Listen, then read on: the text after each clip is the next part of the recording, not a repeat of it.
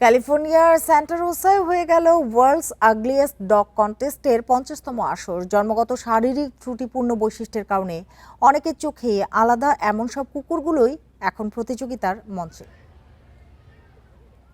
যুক্তরাষ্ট্রে ক্যালিফোর্নিয়ার স্যান্টা রোজার মেলায় জড়ো হয়েছিল ব্যতিক্রমী চেহারার একদল কুকুর। কারো মুখ বেঁকে গেছে, কারো লোম অস্বাভাবিকভাবে কম, আবার কেউ জন্মগত শারীরিক সমস্যা নিয়েও টিকে আছে। এদের নিয়েই প্রতি বছর যুক্তরাষ্ট্রে বসে ওয়ার্ল্ডস আগলিয়েস্ট ডগ কন্টেস্ট। এবারে 50তম আয়োজনের অন্যতম লক্ষ্য উদ্ধার করা প্রাণী ও পোষা প্রাণী দত্তক নেয়ার বিষয়ে সচেতনতা বাড়ানো। প্রতিযোগিতার অন্যতম পরিচিত মুখ ছিল 11 বছর বয়সী চাইনিজ ক্রেস্টেড স্কুটার। জন্ম থেকেই তার পেছনের দুই পা উল্টো দিকে পাকানো। আমি ওকে 4 বছর ধরে পুষছি। কিছু কুকুর মানুষকে কিছু শেখানোর জন্যই এই পৃথিবীতে জন্মায়, আর আমার মনে হয় স্কুটার আমাকে সহমর্মিতা, ধৈর্য আর অন্যকে গ্রহণ করার শিক্ষা দিয়েছে।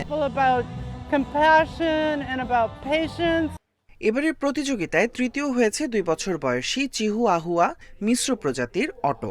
জন্ম থেকেই ঠোঁট ও তালুতে জটিল সমস্যা ছিল তার।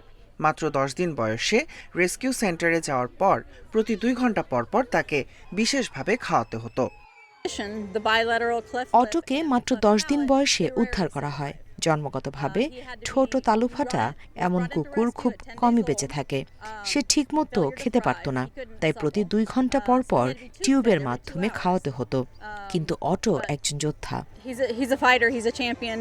এবারের আসরে দ্বিতীয় হয়েছে 11 বছর বয়সী পোমেরানিয়ান চিহুয়াহুয়া মিশ্র প্রজাতির পিঙ্কি। তার মালিক লরা ব্রাউন নিয়মিত রেস্কিউ কুকুর নিয়ে কাজ করেন।